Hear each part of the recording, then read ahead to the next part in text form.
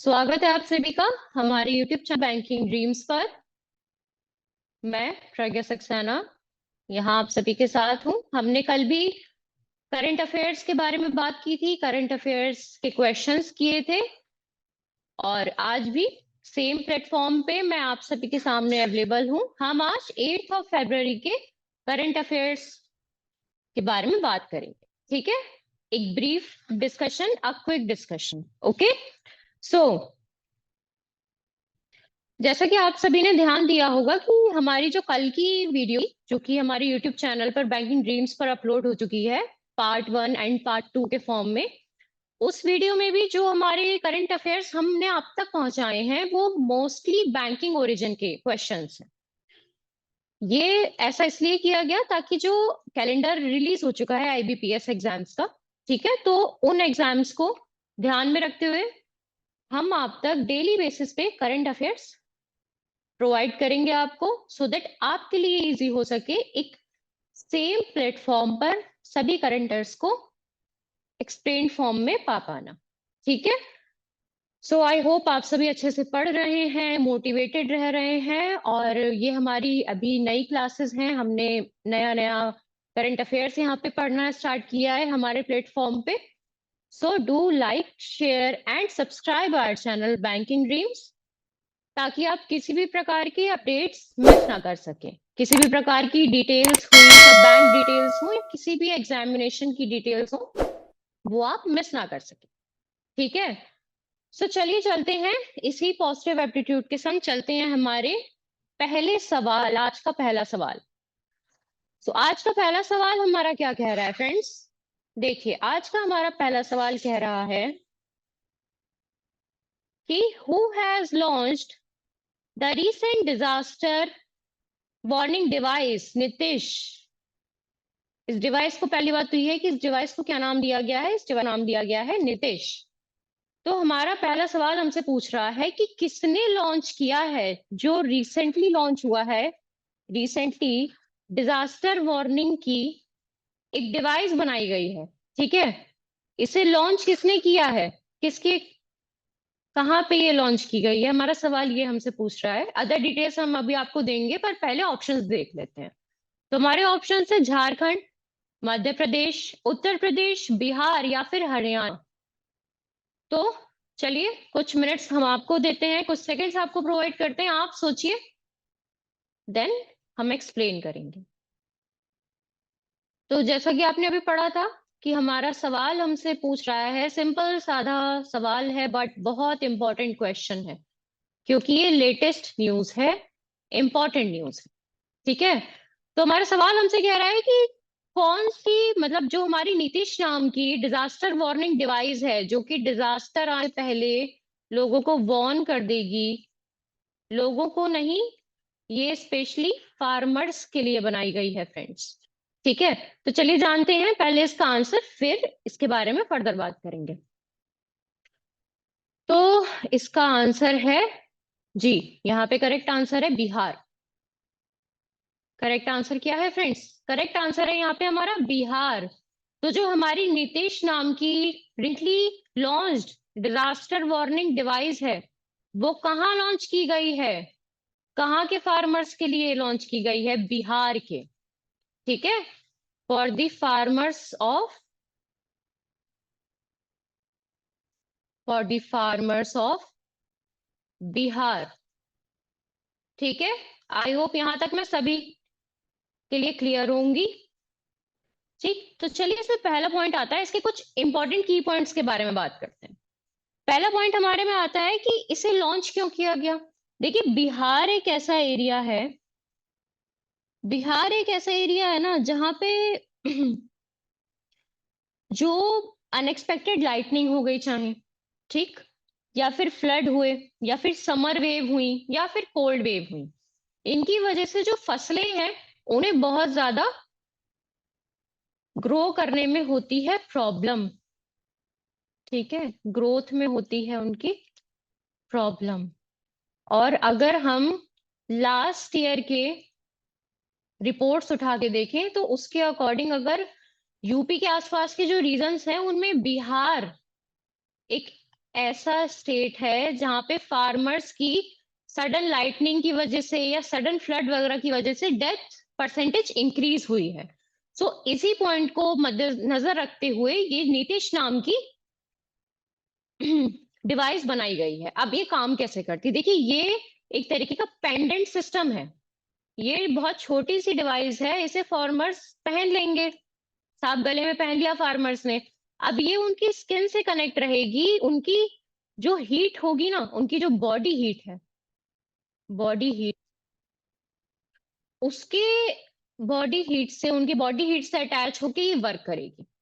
अब पहले जानते हैं कि नीतीश की फुल फॉर्म क्या है। नीतीश की फुल फॉर्म यहाँ है novel initiative, novel initiative technological, technological intervention for safety of, intervention for safety of human lives. ठीक, तो हमारी नीतीश की यहाँ फुल फॉर्म आ गई, जो कि बहुत इंपॉर्टेंट है। नीतीश की फुल फॉर्म है यहाँ novel initiative technological intervention for safety of human lives. ठीक, यहाँ तक सभी के लिए क्लियर है। अब ये जैसे मैंने आपको बताया था, एक तरीके का लॉकेट पेंडेंट सिस्टम है ये जो पेंडेंट है, ये स्पेशली जो फार्मर्स हैं उनको मद्देनजर रखते हुए बनाया गया है। बट इसका मतलब ये नहीं है कि ये हमारे कॉमन पीपल इसे यूज में नहीं ला सकते हैं, लोगों तक भी ये टेक्नोलॉजी पहुंचाई जाएगी, पर अभी ये मेनली फार्मर्स के लिए बनाई गई है। ठीक। तो देखिए मैंने बता दिया आपको क्यों बनाई गई है। अब ये जो डिवाइस है ना, ये एफिलिएटेड कहाँ से हुई है, किस डिपार्टमेंट ने जैसा कि हमें पता है ये बिहार में एफिलिएट हुई, साहब बिहार में बनी है। ठीक है, तो बिहार का कौन सा डिपार्टमेंट है जिसने वर्क किया है ये? आईआईटी बिहार, आईआईटी बिहार ने बनाई है ये। ठीक है, इसकी क्रिएशन की गई है, इस डिवाइस की, इसे क्रिएट किया गया है, मैन्युफैक्चर किया गया है थ्रू आईआईटी बिहार। पर अभी यहाँ पॉइंट एक और आता है कि इसे किसके कोलैबोरेशन में बनाया गया, तो इसे बिहार मेट्रोलॉजिकल सर्विस सेंटर, एक नाम आता है यहाँ, Bihar metrological service centre, IIT Patna, और ये जो हमारा बिहार मेट्रोलॉजिकल सर्विस सेंटर है, इन दोनों ने कोलैबोरेट की इस डिवाइस को बना दिया। ठीक है, अब ये डिवाइस रियल टाइम डिवाइस है, रियल टाइम के बेसिस पे वर्क करेगी और मेट्रोलॉजिकल अलर्ट्स देगी, मतलब एटमॉस्फेयर के बेसिस पे, एनवायरमेंट के बेसिस पे अलर्ट्स प्रोवाइड करेगी। ठीक है, और ये आधा घंटा पहले अलर्ट दे देगी, कोई भी इस टाइप की सडन एनवायरमेंट चेंज होने से पहले, चाहे वो लाइटनिंग हो, चाहे सडन फ्लड की सिचुएशन बनने वाली हो, या कुछ भी हो इस टाइप का, कोल्ड वेव्स हो, हॉट वेव्स हो, उनके आधे घंटे पहले ये कलर चेंज कर लेगी, अपना रेड कलर में आ जाएगी।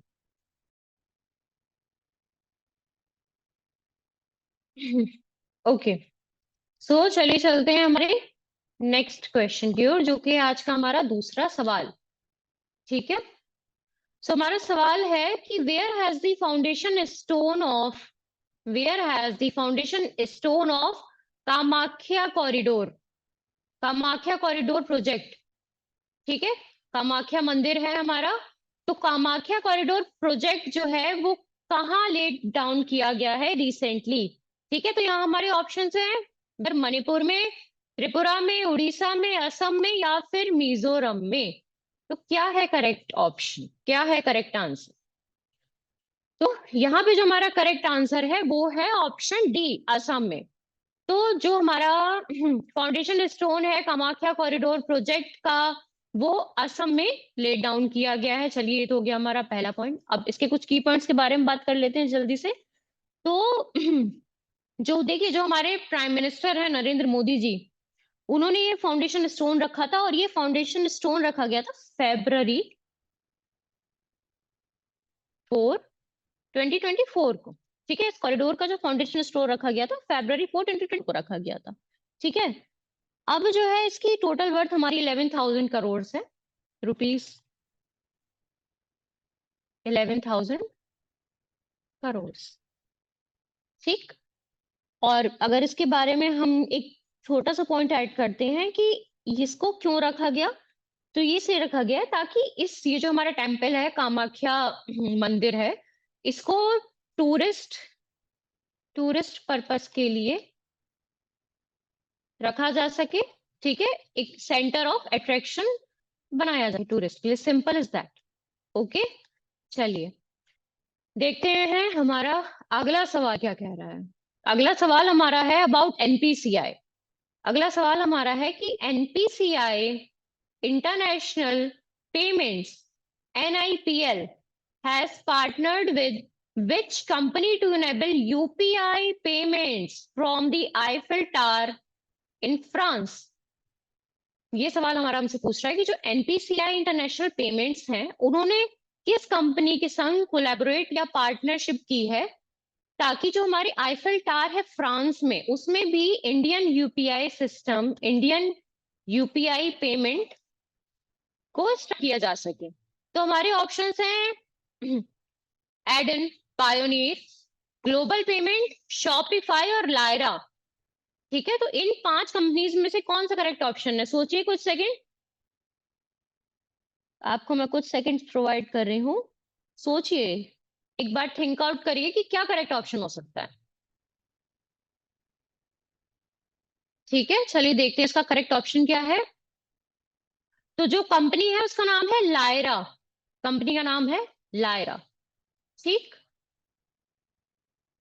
सो NPCI international payments NIPL has partnered with Lyra, Lyra नाम की कंपनी से इसने पेमेंट पार्टनरशिप किया है, सो दैट जो यूपीआई पेमेंट्स हैं, इंडियन यूपीआई पेमेंट्स की जा सके आईफिल टावर का टिकट बुक करने के लिए, ठीक।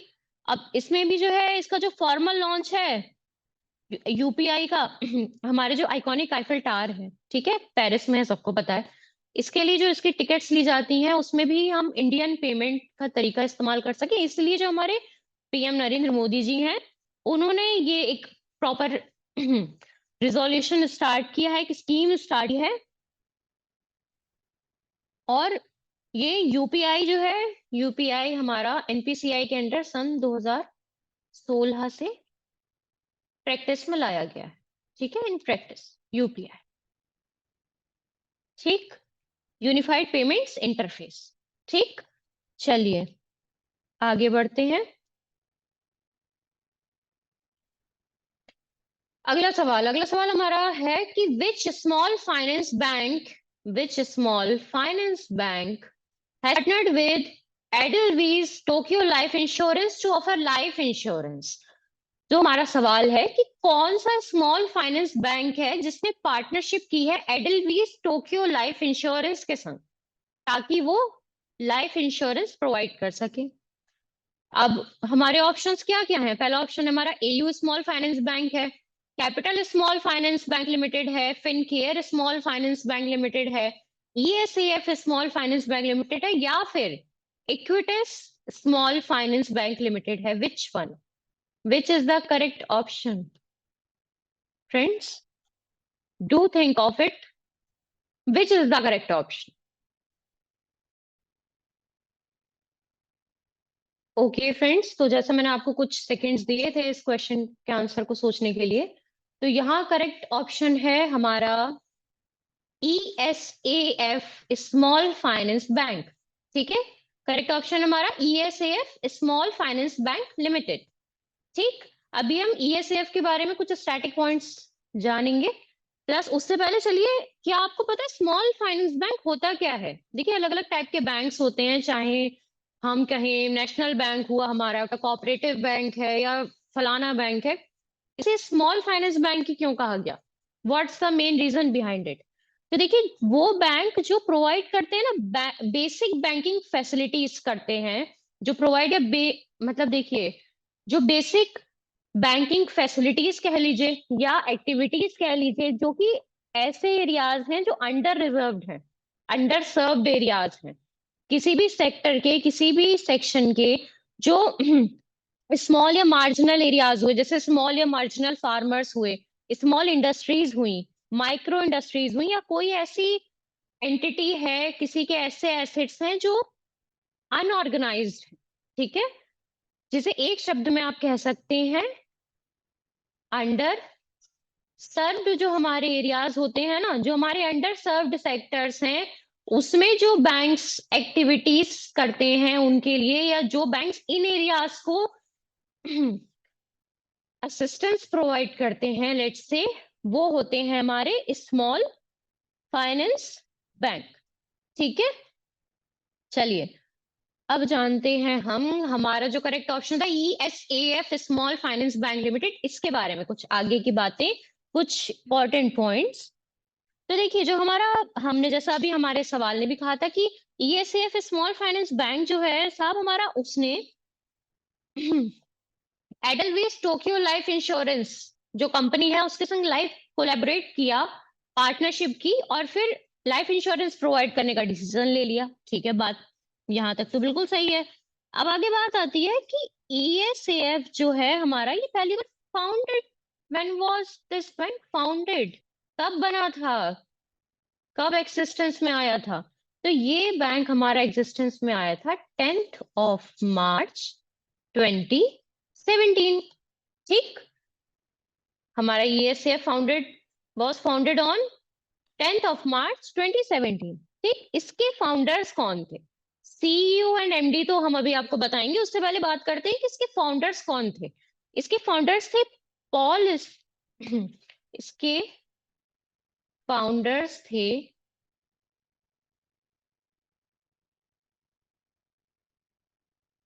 पॉल थॉमस, मीरी पॉल,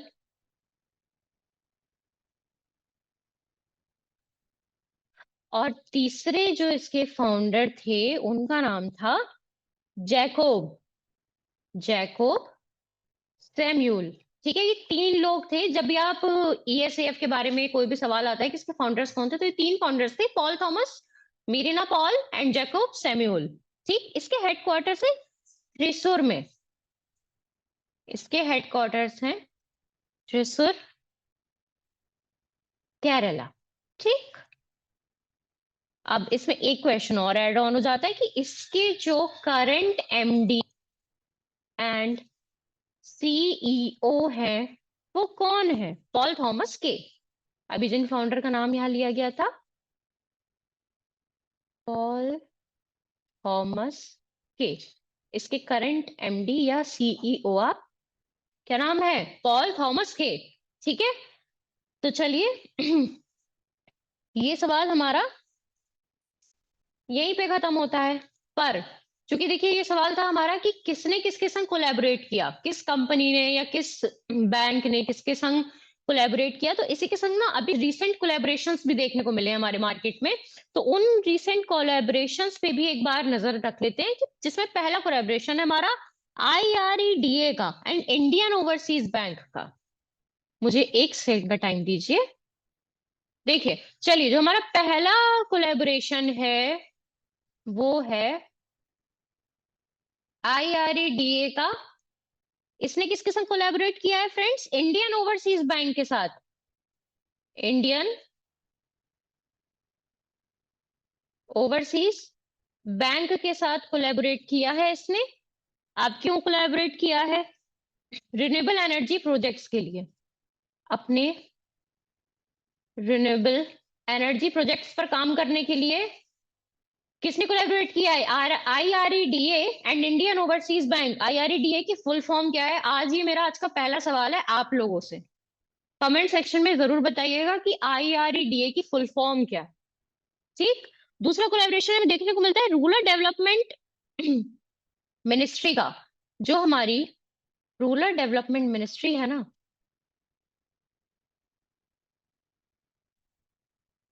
उसने साइन अप है, एक पैक्ट साइन अप किया है हमारी SBI के साथ, जिससे जो SHGs हैं, क्या आपको पता है SHG होता क्या है?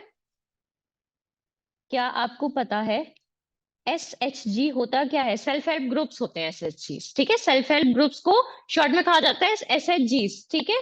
ये ग्रुप देखिए पुअर पीपल के स्मॉल ग्रुप्स होते हैं, ठीक है। ये वो लोग होते हैं जो सिमिलर प्रॉब्लम्स वगैरह फेस करते हैं, उन सबको एक ग्रुप में डाल दिया जाता है and that is simply called small help groups, ठीक। तो जो हमारा रूरल डेवलपमेंट मिनिस्ट्री है उसने SBI के संग कोलैबोरेट किया और एक पैक्ट साइन किया है सो दैट इन SHGs को फैसिलिटीज प्रोवाइड की जा सके। ये थी हमारी दो कोलैबोरेशंस जो रिसेंटली देखने को मिली। नेक्स्ट सवाल, हमारा अगला सवाल क्या कह रहा है? हमारा अगला सवाल है कि what percentage of increase in volume and value did January's 2024 UPI transactions have compared to the same month in the previous financial year? बहुत अच्छा सवाल, बैंकिंग एस्पेक्ट से बहुत ही ज्यादा इंपॉर्टेंट क्वेश्चन है ये। One of the very very very important सवाल, आप इसके आगे जितने वेरी लगा दें उतने कम, ठीक है। तो हमारा सवाल हमसे क्या बोल रहा है कि कितना इंक्रीज देखने को मिला है सर, कितना इंक्रीज देखने को मिला है वॉल्यूम और वैल्यू में?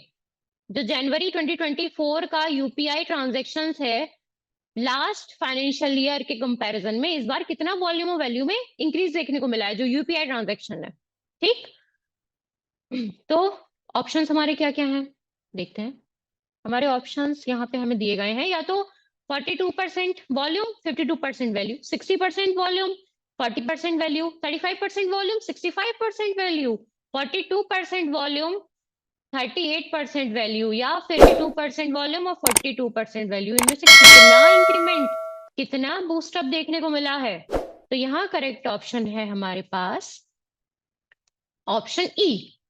देखिए यहाँ करेक्ट ऑप्शन क्या है हमारा? ऑप्शन है हमारा ऑप्शन ई, जिसमें दिया गया है कि 52%, तो देखिए जो यूपीआई ट्रांजैक्शन की वॉल्यूम है उसमें इंक्रीमेंट हुआ है लास्ट ईयर से, और 42% वैल्यू में इंक्रीमेंट हुआ है, जो कि बहुत ज्यादा बड़ा इंक्रीमेंट है बीते सालों के मुकाबले, हमारे last financial year, previous financial year के मुकाबले, ठीक है। तो जैसा कि यहाँ बात हुई है जिसकी फुल फॉर्म है यूनिफाइड पेमेंट्स इंटरफेस, ठीक। तो देखिए जो 2024 साल है यूपीआई के लिए बहुत अच्छा साबित हुआ है, क्यों? क्योंकि total of 18 lakh crore mark किया है यूपीआई ने साल की शुरुआत में। सोचिए आगे आने टाइम में ट्रांजेक्शन्स कितने बढ़ने वाले हैं, ठीक। सिर्फ जनवरी में रुपीस 18.41 लाख करोड़ देखा गया था ट्रांजेक्शन, जिसका जो कि पिछले साल के रिकॉर्ड से 1% तो हायर था ही, लास्ट फाइनेंशियल ईयर के रिकॉर्ड से 1% तो एटलीस्ट हायर था। So it's a good news कि डिजिटल ट्रांजेक्शन्स इंक्रीज हो रहे हैं, with the increase in are technology, ठीक। पॉजिटिव यूज हो रहा है हमारी टेक्नोलॉजी का, अ गुड एस्पेक्ट, ठीक। चलिए आते हैं हमारे दूसरे सवाल की ओर। आगे हमारा सवाल क्या है? ये सवाल है हमारा आईएएस ऑफिसर राधा रतूरी जी के बारे में कि recently senior IAS officer recently senior IAS officer Radha Raturi has been appointed as the first women chief secretary of which state? A proud one. Whether Himachal Pradesh की, या फिर MP, या फिर यूपी, या राजस्थान, या फिर उत्तराखंड। फ्रेंड्स क्या आपने इसके बारे में पढ़ा? क्या आप जानते हैं इसका करेक्ट ऑप्शन क्या होगा? चलिए कुछ सेकंड्स लीजिए, सोचिए, फिर हम आपसे आंसर के बारे में बात करेंगे।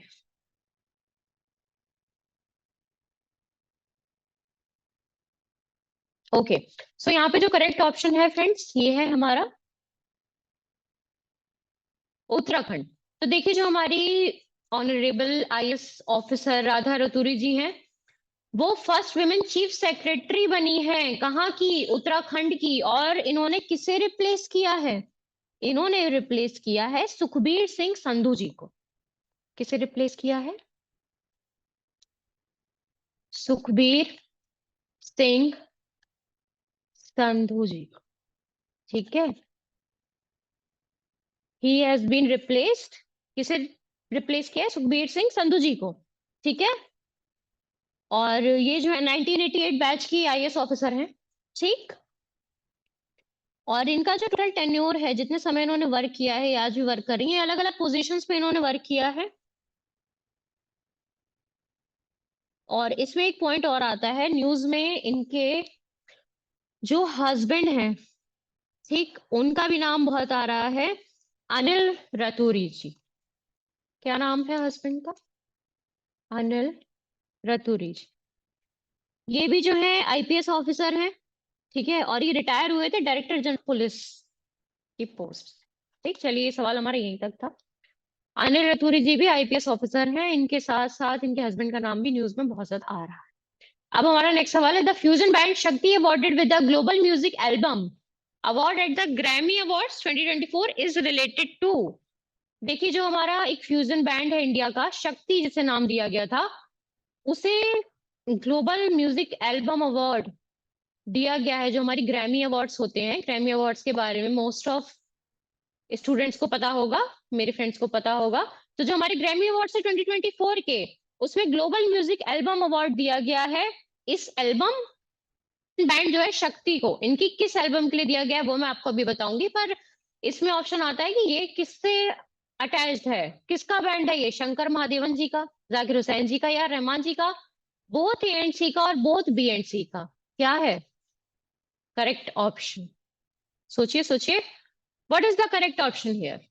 सो यहाँ है बोथ ए एंड बी, मतलब जो हमारा फ्यूजन बैंड है जिसे नाम दिया गया था शक्ति, वो हमारे शंकर महादेवन जी के साथ साथ जाकिर हुसैन, दो लोगों का म्यूचुअल बैंड है, ठीक, जिसे ग्रैमी अवार्ड दिया गया, ग्लोबल म्यूजिक एल्बम अवार्ड मिला है इन्हें ग्रैमीज 2024 में।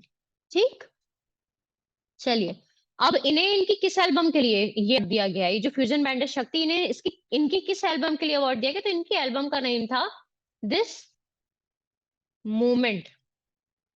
ठीक, इनके एल्बम का नेम था दिस मूवमेंट। और जो अभी 2024 में ग्रैमी अवार्ड्स हुए, ये 66th ग्रैमी अवार्ड्स थे, 66th ग्रैमी अवार्ड्स थे ये।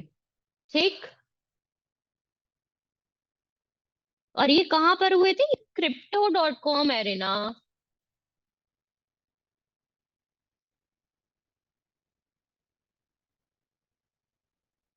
लॉस एंजलिस में,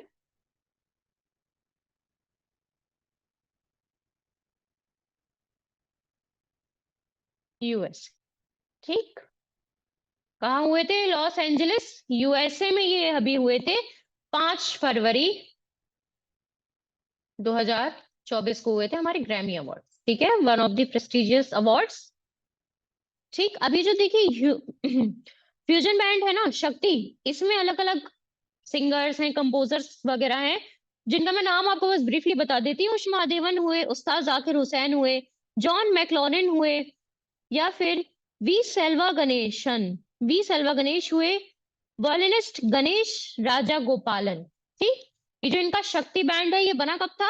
1973 में बना था सर। ये शक्ति बैंड इनका 1973 में बना था। ठीक, चलिए, और इसके अलावा सिर्फ यही एक ग्रैमी अवार्ड नहीं है जो इंडिया को मिला है इस बार, अगर हम म्यूजिक में देखें। इसके अलावा और भी ग्रैमी अवार्ड्स इंडिया ने पाए हैं, जैसे कि जो जाकिर हुसैन जी हैं, उन्हें बेस्ट ग्लोबल म्यूजिक परफॉर्मेंस का भी अवार्ड मिला। बेस्ट ग्लोबल म्यूजिक परफॉर्मेंस का अवार्ड मिला किसे? जाकिर हुसैन जी को। ठीक, इसके साथ साथ इन्हें बेस्ट ग्लोबल इन्हें इस एक और दो चीजों के लिए बेस्ट ग्लोबल म्यूजिक परफॉर्मेंस का अवार्ड मिला है, एक तो ये और एक पेस्टो, एक इनकी एल्बम है पेस्टो के लिए। ठीक है, और 60 ये जो 66 ग्रैमी अवार्ड्स थे, इसमें एल्बम ऑफ द ईयर मिला है मिडनाइट्स को। मिडनाइट्स को मिला है एल्बम ऑफ द ईयर, जो कि एल्बम है हमारे टेलर स्विफ्ट की। और रिकॉर्ड ऑफ द ईयर मिला है फ्लावर्स को, माइली साइरस।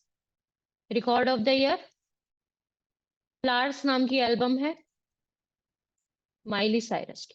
ठीक, चलिए, ये सवाल हमारा यहीं पे खत्म होता है और बढ़ते हैं हमारे अगले सवाल की ओर। अगला सवाल है हमारा, recently which astronaut has set a new world record for spending the maximum time in space? A very important and nice question you can say.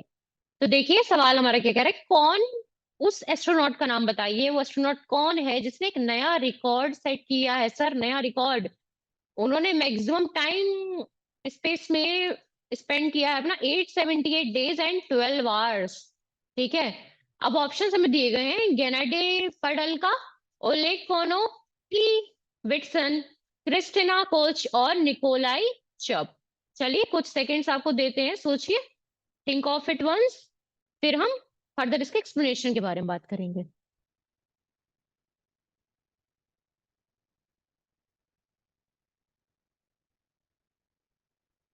Okay, so I think कि जो ऑप्शन आपने सोचा हो वो करेक्ट ऑप्शन हो। चलिए देखते हैं, करेक्ट ऑप्शन है हमारा ओलेग कोनो। करेक्ट ऑप्शन है हमारा फ्रेंड्स ओलेग कोनो। तो अब बात आती है, जो हमारी ओलेग कोनो जी हैं, ये जो अभी 878 डेज और 12 आवर्स का ना टाइम स्पेंड किया, ये बात पता कहाँ से चली हमें, हम लोगों तक ये बात आई, एक रशियन स्पेस एजेंसी है, रशियन स्पेस एजेंसी है जिसका क्या नाम है, जिसका नाम है रॉस कॉस्मोस। रॉस कॉस्मोस, ये बहुत फेमस रशियन एजेंसी है। ये ईयरली बेसिस पे एस्ट्रोनॉट्स की टाइमिंग्स की लिस्ट बनाती है। सो ये एजेंसी जो है, रॉसकॉस्मोस नाम की जो एजेंसी है, इसने 4 को बताया था, 2024 4 को ये रिपोर्ट जारी की कि जो ओलेग है, ओलेग कोनो है, ओलेग कोनो का पूरा नाम है ओलेग कोनो नैनको, ओलेग कोनो नैनको। ठीक, इन्होंने जो है ये रिकॉर्ड बनाया, ये 878 डेज और 12 आवर्स से ज्यादा स्पेस में रुके। ठीक है, और इनके संग थे, इन्होंने किसे किसे किस किस रिकॉर्ड को तोड़ा था, तो इन्होंने गैनेडी पेडल्का का रिकॉर्ड तोड़ा था। गैनेडी पेडल्का का जो रिकॉर्ड था वो था 878 days 11 hours 29 minutes and 49 seconds, जो कि 2015 में बना था। ठीक, 2015 में इन्होंने रिकॉर्ड बनाया था 878 days and 878 days and 11 hours का। ठीक है, चलिए अब आगे बढ़ते हैं।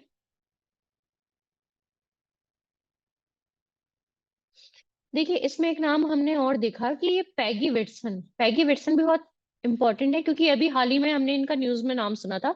इनका न्यूज में जो आया था कि क्योंकि जो विटसन है ना, इन्होंने एक रिकॉर्ड बनाया था कि इन्होंने स्पेस में as an American astronaut and women astronauts के बीच 675 डेज स्पेंड किए थे। ठीक है, ये फर्स्ट जो है, फर्स्ट फीमेल कमांडर है इंटरनेशनल स्पेस स्टेशन की, जिस जो 675 डेज का रिकॉर्ड बना चुकी है। ठीक, चलिए आगे आते हैं। According to the brand guardianship index 2024 which Indian has been ranked second globally. हमारा सवाल क्या कह रहा है, हमारा सवाल पूछ रहा है हमसे सिंपली कि बस इतना बता दीजिए कि जो ब्रांड गार्जियनशिप इंडेक्स है ना 2024 की, तो इसमें कौन सा इंडियन है जो सेकंड रैंक पर आया है ग्लोबल बेसिस पे। अब मुझे पहले तो आप ये सोचिए जरा कि ये जो ब्रांड गार्जियनशिप इंडेक्स है ये होती क्या है। हमारी ब्रांड गार्जियनशिप इंडेक्स होती क्या है, क्या आपको पता है? Think of it once.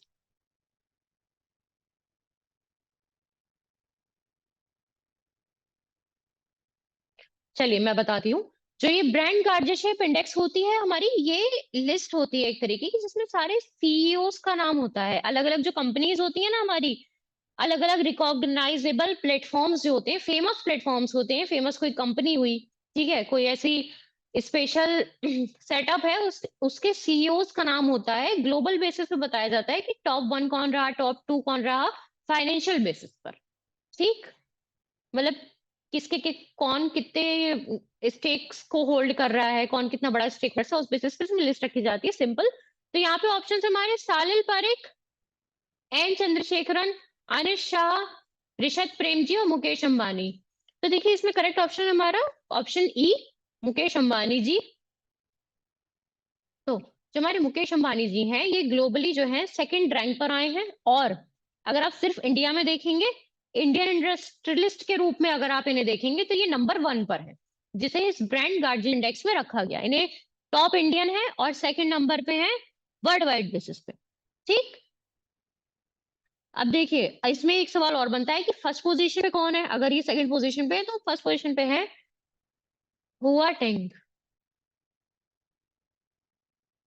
हुआ टेंग मा, जो कि सीईओ है, एक चाइनीज कंपनी है, सीईओ है एक चाइनीज कंपनी के, सीईओ है चाइनीज कंपनी के टेंसेंट, टेंसेंट नाम की चाइनीज कंपनी है, उसके जो सीईओ है हुआ टेंग मा, ये आए हैं फर्स्ट पोजीशन पे वर्ल्ड वाइड। ठीक, चलिए अब आते हैं हमारे अगले सवाल पे। हाँ, और इसमें एक एक सवाल और बनता है। देखिए, जो हमारा ग्लोबल 500 2024 है, एक टर्म यहाँ आती है ग्लोबल 500 2024, मतलब जो टॉप 500 कंपनीज आप कह सकते हैं इंडिया की, मतलब ग्लोबल बेसिस पे इंडिया की कलेक्ट की जाती हैं, काउंट की जाती हैं, उसमें जियो, मुकेश जी का जियो जो है वो स्ट्रॉन्गेस्ट ब्रांड बताया गया है। Jio, LIC and SBI, Jio, LIC and SBI को स्ट्रॉन्गेस्ट ब्रांड्स के नाम से जाना गया ग्लोबल 500 की जो लिस्ट है 2024 की, इसी ब्रांड गार्जियनशिप इंडेक्स में। ठीक, चलिए ये सवाल हमारा यहीं तक था, आगे बढ़ते हैं। हमारा अगला सवाल हमसे कह रहा है कि which is the first metro, which is the first metro to be included in the recent open network for digital commerce. Simple सा सवाल है कि फर्स्ट मेट्रो कौन सी है जिसे ओपन नेटवर्क में इंक्लूड कर लिया जाएगा, क्यों, डिजिटल कॉमर्स के लिए। एक्सप्लेन करूंगी मैं इसे, प्लस पहले देख लीजिए कौन कौन से मेट्रो का नाम हमारे आगे है। चेन्नई की मेट्रो, कोची, कानपुर, पुणे और लखनऊ। कौन सी मेट्रो है, सोचिए, थिंक ऑफ इट, कौन सी मेट्रो हो सकती है।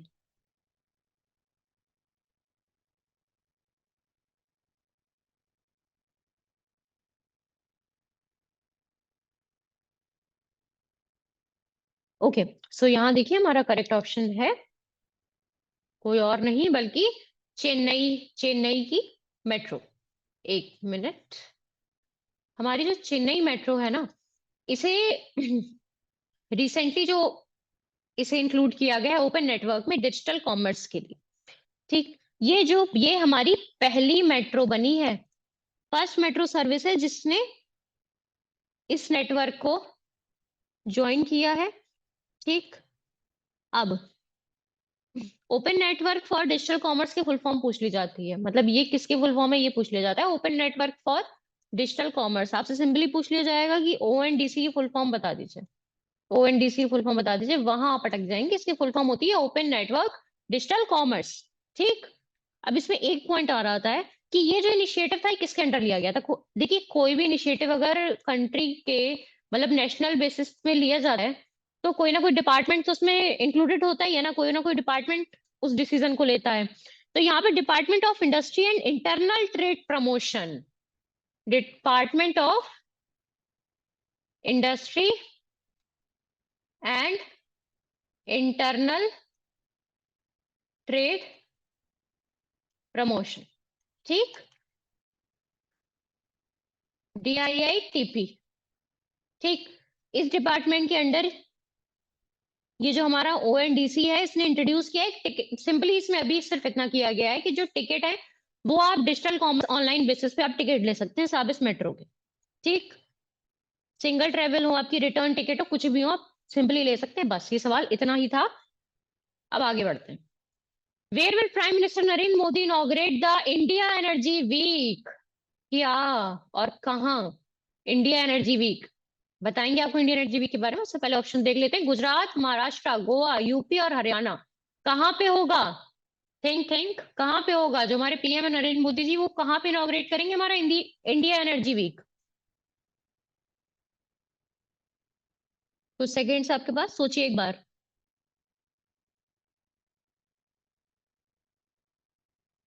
देखिए जो हमारे पहले देखते हैं करेक्ट ऑप्शन क्या है। करेक्ट ऑप्शन है हमारे पास यहाँ पे गोवा। ठीक, करेक्ट ऑप्शन क्या है हमारे पास, करेक्ट ऑप्शन गोवा। तो हमारा जो इंडिया एनर्जी वीक है वो गोवा में इनॉग्रेट किया जाएगा हमारे पीएम नरेंद्र मोदी जी द्वारा। ठीक। तो एक अब इसमें पॉइंट आता है कि जो हमारे पीएम है वो ये सेकंड टाइम इनॉग्रेट हो रहा है। ये अभी नया नया स्टार्ट किया गया है इंडिया एनर्जी वीक, ये सेकंड टाइम इनॉग्रेशन होगा, इसका सेकंड टाइम इनॉग्रेट हो रहा है। मतलब इस सेकंड इंडियन एनर्जी वीक है जो कि गोवा में होगा 6 फरवरी को इनॉग्रेट इसे किया गया, स्टार्टिंग इसकी की गई और ये चलेगा 9 फरवरी तक, 9 फरवरी 2024 तक ही चलेगा, 6 to 9 चलेगा ये वीक। ठीक। और ये इंडिया का सबसे बड़ा एक ऐसा चैनल होगा जिसमें एनर्जी की बेसिस की अलग अलग कॉन्फ्रेंसेज होंगी, एग्जीबिशंस वगैरह लगाई जाएंगी। ठीक। जो पहला, अब इसमें एक पॉइंट और आ जाता है कि देखिए अगर ये दूसरा एडिशन है जो कि गोवा में हो रहा है इस वीक का, तो पहला एडिशन कहाँ पर हुआ था? तो पहला एडिशन हमारा बेंगलोर में हुआ था। पहला एडिशन हमारा बेंगलोर में हुआ था फरवरी 2023 में। पहला एडिशन हमारा हुआ था बेंगलोर में फरवरी 2023 में। ठीक। और इसमें जो है देखिए बहुत सारी एनर्जीज को, बहुत डिफरेंट टाइप के मॉडल्स वगैरह बनाए जाएंगे, तो अराउंड 35,000 अटेंडीज होंगे और ओवर 900 एग्जिबिटर्स होंगे इसमें। अलग अलग कंट्रीज आएंगी, कनाडा, जर्मनी, नीदरलैंड्स वगैरह। ठीक। Russia, UK, US. ओके। बहुत सी कंट्रीज इसमें पार्ट करेंगी। चलिए अब आते हैं हमारे अगले सवाल के पास। अगला सवाल हमारा क्या है? अगला सवाल हमारा, where is the Bapu tower dedicated to Mahatma Gandhi, the first copper of the country's first copper? कहाँ पे, कहाँ पे ये टावर है? कहाँ पे बनाया जाएगा? गांधीनगर, पटना, मुंबई, श्रीनगर और लखनऊ। कहाँ पे बनाया जाएगा फ्रेंड्स? ऑप्शंस मैंने पढ़ दिए हैं, आपको कुछ सेकंड्स प्रोवाइड कर रही हूँ, सोचिए कि करेक्ट ऑप्शन क्या हो सकता है। बहुत इजी है क्योंकि महात्मा गांधी जी का नाम आते ही उस जगह का नाम लोगों के जहन में आ जाता है, so think of it once.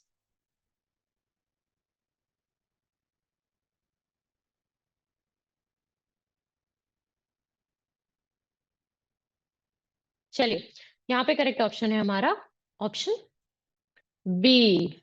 यहाँ हुए ना आप कंफ्यूज, महात्मा गांधी जी का नाम सुनते ही गांधीनगर याद आया होगा, पर नहीं। यहाँ करेक्ट ऑप्शन है हमारा पटना। ठीक। तो जो हमारा बापू टार है, जो first largest copper of country है, ठीक है, तो ये जैसा कि हमने पढ़ा सवाल में कि हमारे जो फादर ऑफ द नेशन है महात्मा गांधी जी, उन्हें डेडिकेट किया गया है और ये पटना बिहार में है, बनाया जाएगा साहब। ठीक है। तो जो ये किसके अंडर बनाया जाएगा, जैसे मैंने आपको ये बताया कोई ना कोई ऑर्गेनाइजेशन जरूर काम करती है, तो ये building construction department and construction agency बनाएगी। चलिए ये भी बात सही है। अब इसके बारे में कुछ एक दो की पॉइंट जान लेते हैं, जिससे कि ये एग्जैक्टली किस जगह पे है पटना में, तो ये गिरदनी बाग में है। पटना में ये गिरदनी बाग में है, पटना के गिरदनी बाग में है। ठीक। और जो हाइट होगी ना स्टार की, वो होगी 120 फीट। जो हाइट होगी स्टार की वो होगी 120 फीट। ठीक। 6 स्टोरी टावर है ये, एक दो नहीं, 6 स्टोरी टावर है ये। ठीक। हाइट होगी 120 फीट, 6 स्टोरी टावर है। और ये टूरिस्ट के लिए बहुत अच्छा सेंटर ऑफ अट्रैक्शन रहेगा। ठीक। चलिए, और इस पे एक सवाल और ऐड हो जाता है कि जो देखिए कोई भी जब सर्कुलर चीज होती है तो उसमें डायमेंशंस उसकी होती है ना, तो यहाँ पे 42,000 kg ऑफ कॉपर इस्तेमाल किया जाएगा इसकी आउटर वॉल के लिए। आउटर वॉल पे कितना कॉपर लगाया जाएगा?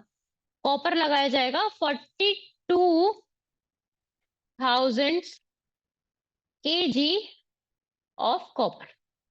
ठीक। इसके आउटर लेयर को फिल करने के लिए लगाया जाएगा। ठीक। चलिए ये बात हमारी यहीं पे खत्म हो जाती है। और कितना कॉस्ट हो रहा है? 129 करोड़ रुपीस लग रहे हैं। कितना एक्सपेंडिचर हो रहा है इस टावर पे? 129 करोड़ रुपीस लग रहे हैं इस टावर को बनाने के लिए। ठीक। चलिए अब आते हैं हमारे नेक्स्ट सवाल की ओर, जो कि है which country has won the first FIH men's hockey 5 world cup 2024? किस कंट्री ने जीता है?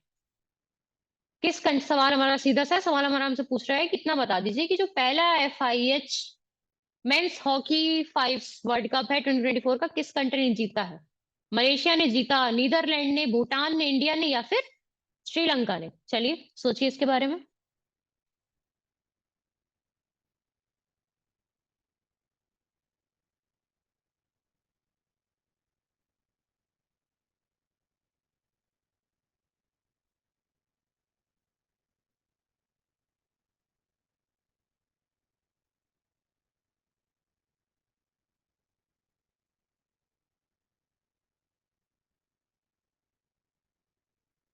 सो देखिए इसका आंसर पे आते हैं इसके।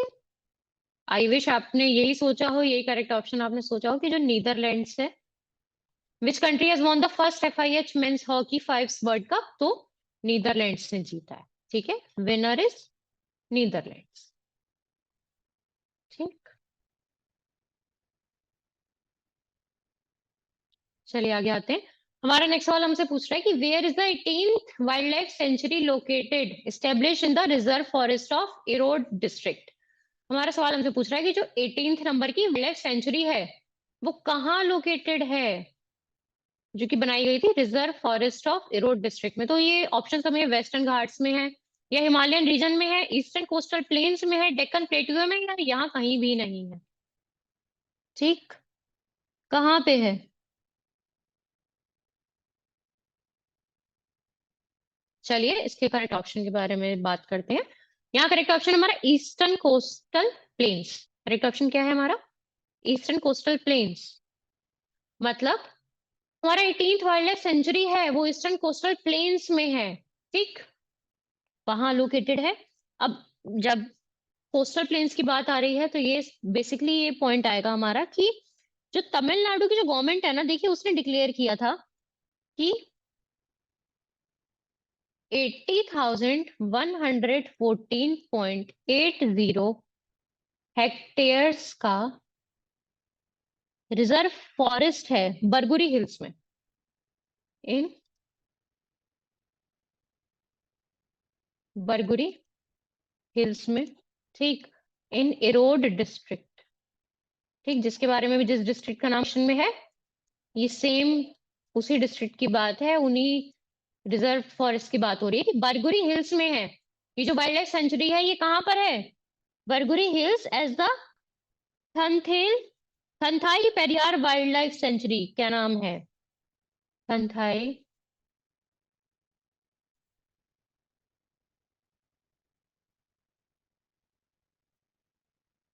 पेरियार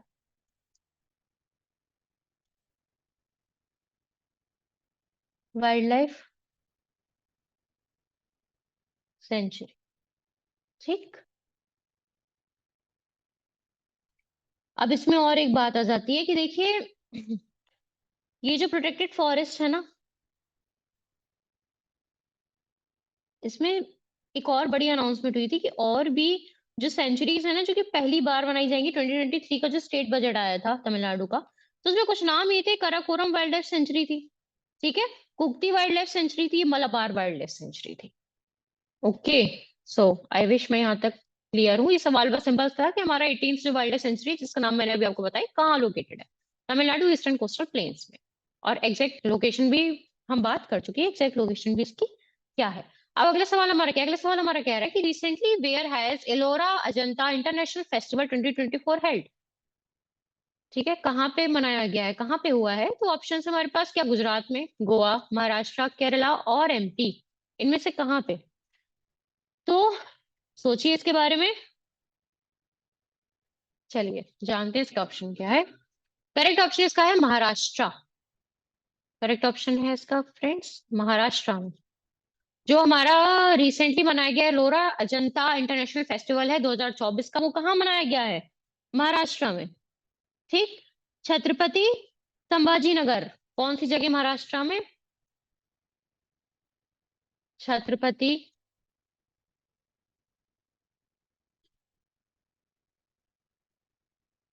संभाजी नगर, ठीक है, महाराष्ट्र में। और कब से कब तक? 2 से 4 फरवरी 2024। ठीक, आज से 7 साल पहले मनाया गया था, दो मतलब 2023 से 7 साल पहले मनाया गया था, उसके बाद एक गैप लगा, उसके बाद ही अब मनाया गया है सन 2024 में। ठीक, चलिए,